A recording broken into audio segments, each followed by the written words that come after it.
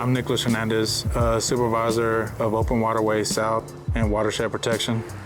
We were doing a project on Airport Boulevard. The bar ditch had some sediment buildup in it. It's a channel alongside the road, and this is what happens. You have sediment that washes down and builds up over time, and then you just basically go back and regrade it back to original design. It still had water in the culvert, so it was easier to go from downstream, work our way up. So we graded 500 feet of bar ditch from culvert to culvert for the water to flow from Godwin downstream to Boggy Creek.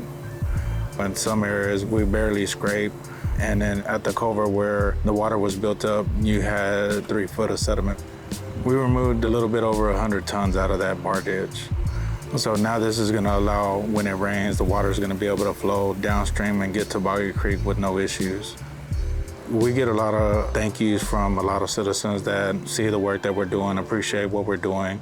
This keeps the water in the channel. It keeps them from flooding. We just love doing our job, making one project at a time.